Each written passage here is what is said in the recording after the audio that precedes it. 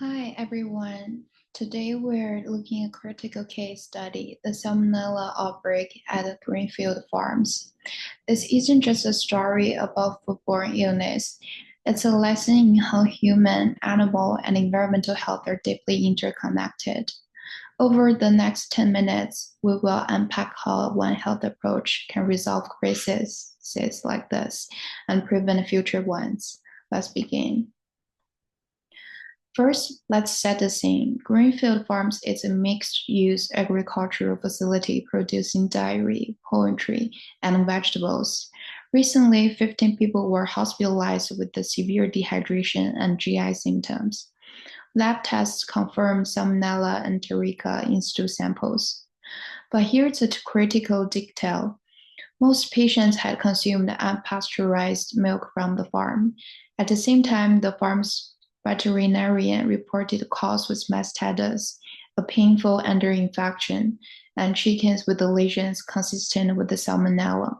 Environmental testing later found the same bacteria in a nearby stream used for irrigation and recreation. This outbreak wasn't caused by a single factor. Heavy rains washed untreated manure from the farm into the stream, contaminating water used by the community.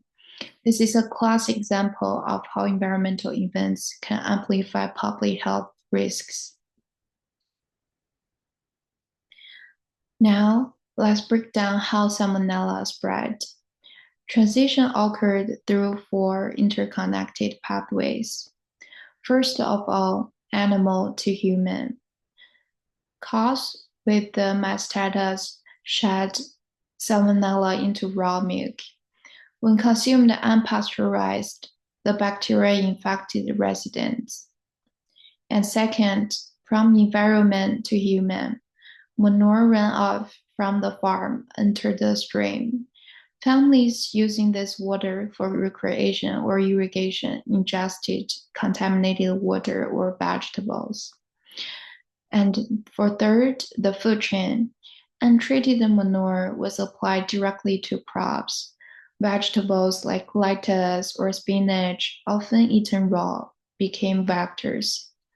And lastly, from animal to environment, chickens infected with the salmonella shed the bacteria into soil and water, perpetuating the cycle. This isn't just a food safety issue, it's a systemic failure at the intersection of farming practices, environmental management, and public health oversight. So, to solve such a complex problem, we need to examine the roles of all three One Health pillars. First of all, for humans, beyond consuming risky products, there is a lack of awareness. Many residents didn't know raw milk could carry salmonella or that the stream was contaminated. And for animals, cows with the mastitis and infected poultry acted as reservoirs.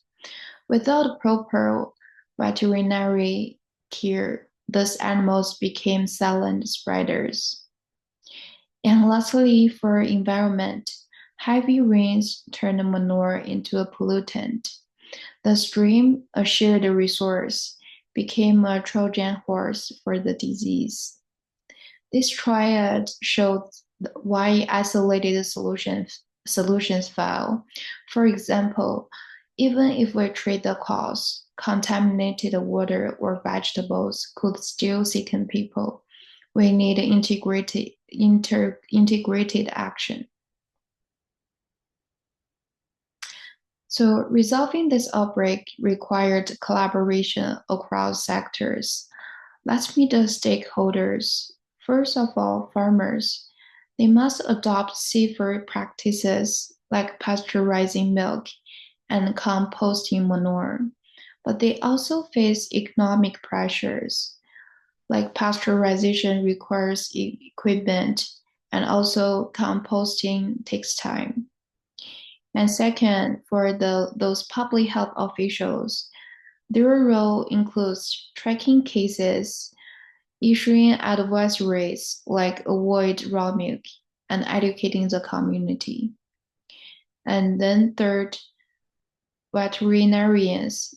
They diagnose and treat animal infections. For instance, cows with mastitis need antibiotics, and infected poultry may need to be killed. And lastly, environmental agencies. They test water quality and enforce regulations to prevent runoff.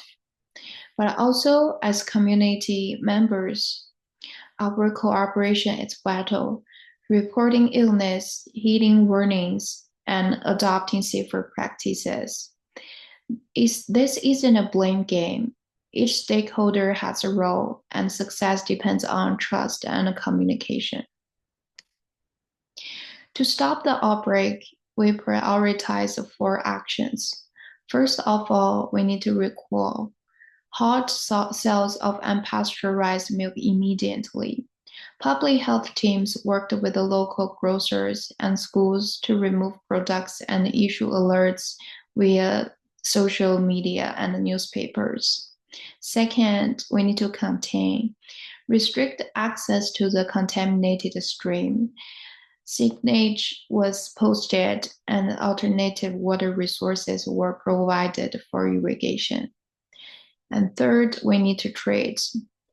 Veterinarians administered antibiotics to cows with mastitis, but sadly, infected poultry had to be killed to prevent further spread. And lastly, we need to educate. Teams distributed flyers door to door and hosted a town hall with the health experts to explain risks. These steps reduced new cases within days, but this is just crisis management. Long-term prevention requires systemic changes. Our One Health prevention plan has 4 pillars. First of all, agriculture. Mandate pasteurization by law and subsidize equipment for small farms. Vaccinate livestock against salmonella and compost manure. And second, for environment, build retention ponds to capture runoff, monitor the stream monthly for pathogens. And for policy, create a One Health task force with the representatives from farming health and environmental sectors. Enforce manure treatment before use as fertilizer. And lastly, community. Host annual workshops on food safety and fund community water testing kits. This isn't a quick fix, it's a cultural shift toward recognizing that human, animal, and environmental health as one. In closing, the Greenfield Farms outbreak is a stark reminder of how interconnected our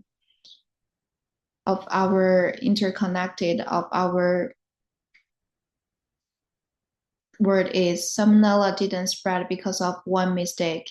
It spread because of a breakdown in the relationship between humans, animals, and the environment. The One Health approach isn't just a theory. It's a practical framework for resolving real-world problems. By working together, farmers, veterinarians, public health officials, and communities, we can prevent outbreaks like this from happening again.